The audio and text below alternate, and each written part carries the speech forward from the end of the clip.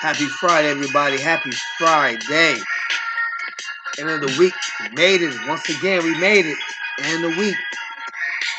I don't know what y'all weekend plans are. I know my weekend plans. I'm about to go deep in this sports world this weekend, man. I'm actually gonna check out the Pro Bowl on Sunday. I haven't seen a Pro Bowl in so long. I've been wanting to, been meaning to. I just can't make myself sit there and watch that type of football for whatever how many hours it is. But I'm intrigued this year. It seemed interesting. I'm intrigued to see how the flag football concept is going to look. So I'm looking forward to it. So I'm actually going to give it a watch, give it a try, see what's up. I ain't seen none of the skills competitions. I ain't seen none of those yet. But the flag football, that's basically what we've been asking for. Like two-hand touch or flag and everything, like might as well. So I'm intrigued. I'm intrigued to see how it's going to be. So that's what I'm looking forward to over the weekend. And of course, they got some really good NBA primetime games on Saturday. We'll get into later on. Speaking of the NBA, LeBron James, LeBron James, another big night from LeBron James. 63 points away now. 63 points away from breaking Kareem Abdul-Jabbar's scoring record. Man, that's gonna be a night. That's gonna be such a historic night. It's not even funny. Not even funny. Can't be exaggerated. Can't even if you wanted to. That's gonna be a once in a lifetime, literally once in a lifetime, because we're not gonna see that again. And the people who live to see both Kareem Abdul-Jabbar and LeBron James, and they're old enough to understand what's going on, man, they gotta be old right now. They gotta be real old right now. Real old. Cause I'm 36 years old. And I'm about to see LeBron. What, Kareem did it like what, 40 years ago? Give or take? About 40 years ago?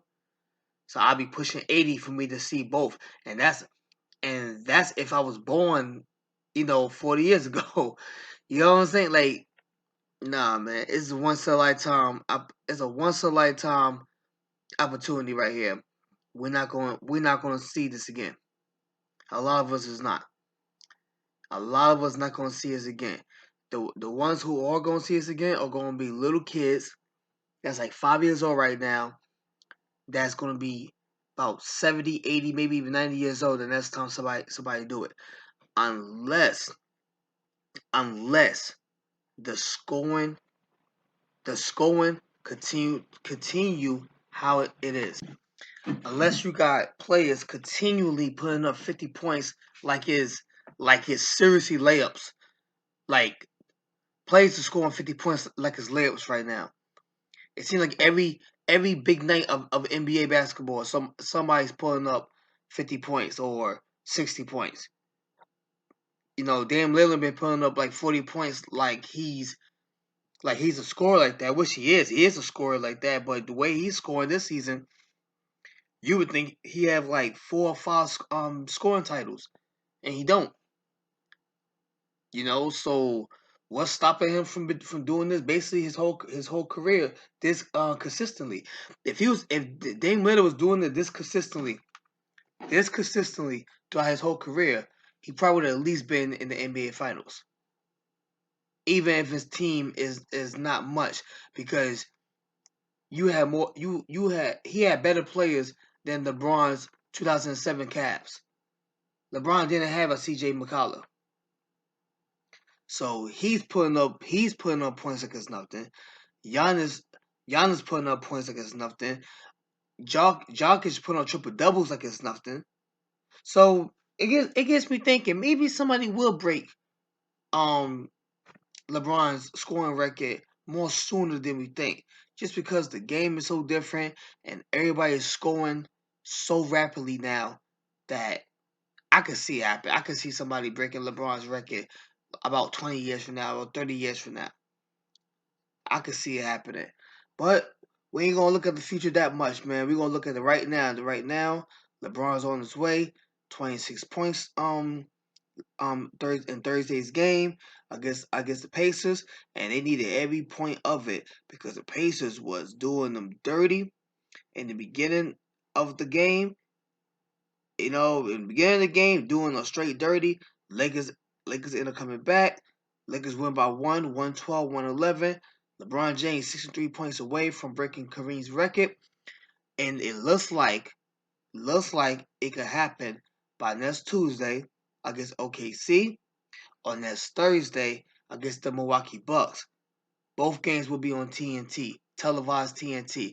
I pray to whoever you want to call him, Jesus Christ, Jehovah, whatever you want to call him. I pray to the higher powers that he breaks that record on Thursday. First of all, TNT Tuesday is not the same. Let's keep it real. It's not the same. TNT Tuesday is just not like I'll watch it, but it's not the same. The crew is cool. I like him. I like Jamal Crawford and Kenneth Parker, Shaq, but it's not the same. It needs to happen on Thursday.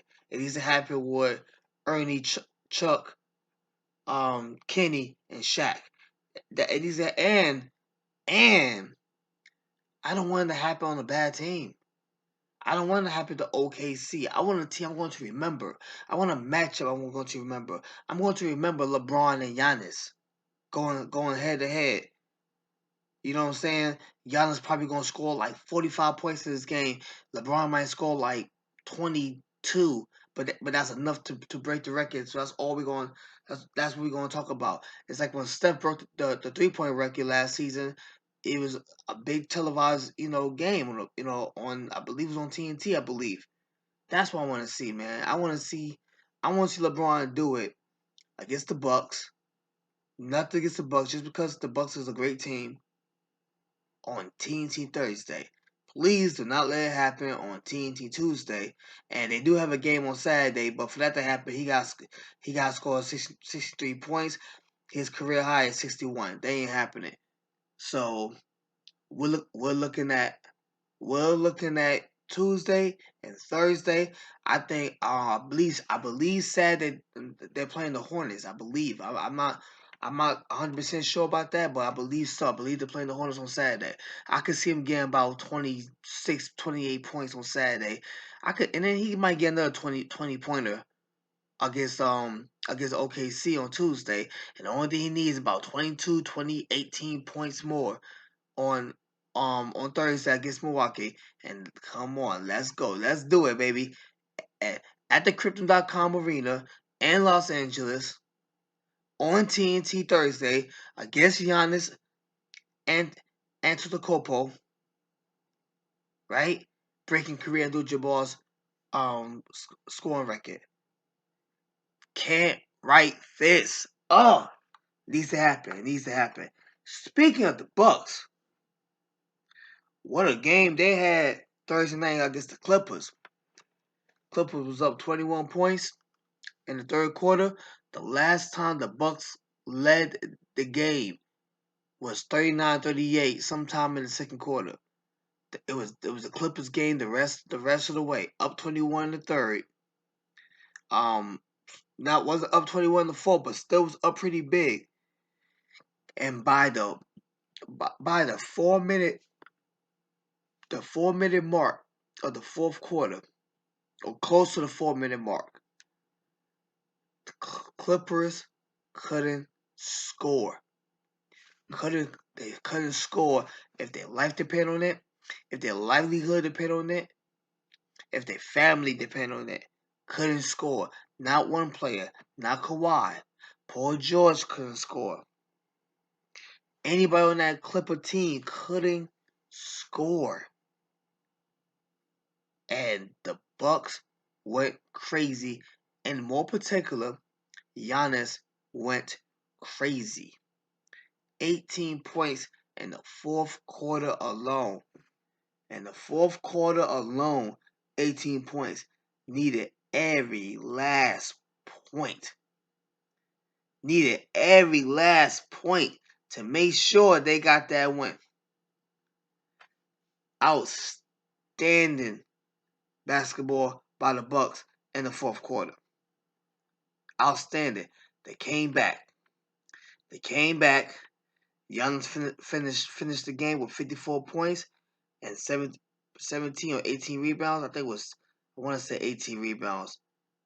Let me check my stat real quick just to make sure I give you the right. No, okay, my bad. 19 rebounds. 54 and 19 rebounds. He went. He could not been denied. He could not been denied. Could not been denied. And in the last 4 minutes of the game, the Clippers couldn't score, and that led for the Bucks to win by 1 point, 106 to 105. So the team didn't score for 4 minutes. Your best player get 18 points in the fourth quarter, and you win by 1 point. That lets you know how big of a deficit they had a crowd of. 21 points in the third quarter. Less than 21 points in the fourth, but still was a big lead. Clippers got this. The Bucks kept fighting, not only offensively but defensively as well, forcing Kawhi Leonard to shoot a horrible shot that did not have a prayer in the world of going in. Then just real bad shot. Real bad shot. Good defense by Drew Holiday. And good defense by Wesley Matthews that forced Kawhi Leonard into that bad shot, the last shot of the game. Nope, did not. No prayer in the world. That was good defense by Wesley Matthews. He, holding, basically stopped him from being clutch. A man named Wesley Matthews. Just good game basketball. Giannis almost threw it away. I believe it was Drew Holiday that played good defense. They get the ball. Shot clock is dead. Clippers forced a foul. The ball is in Giannis' hand. Even though they say Giannis is supposedly the worst foul shooter on the team. That's what I'm hearing. He's the worst foul shooter on the team. But I mean, what was he, like 10 for 15? I believe he was 10 for 15 from the free throw line in this game. So he was shooting free throws pretty well. I would just took the foul and trust that I could make at least 1 out of 2 to make it a 2-point game. At least 1 out of 2. No, he tossed the ball. Miscommunication with his teammate. Ball go out of bounds. Really, really bad. Could have been costly turnover. Could have been costly turnover. That's what gave Kawhi Leonard another chance to make the basket, and then Matthews came for the rescue defensively. Great comeback, Bucks. 106 to 105. Cavaliers Grizzlies game, that was fun to watch. That was real fun to watch. That was basically we got a matter of Donovan Mitchell and Ja Morant. The game was fast. Both players was playing so fast, attacking the basket. Speed. Not much power between these two individuals, but speed. Circus layups and whatnot, especially from Ja Morant. But Donovan Mitchell was there too. He could have been denying himself. And it would have been nice for Donovan Mitchell to see if he could finish the game. But he gets ejected in the third quarter. Why he gets ejected? Well, Dylan Brooks was trying to prevent him from going balls out in the game.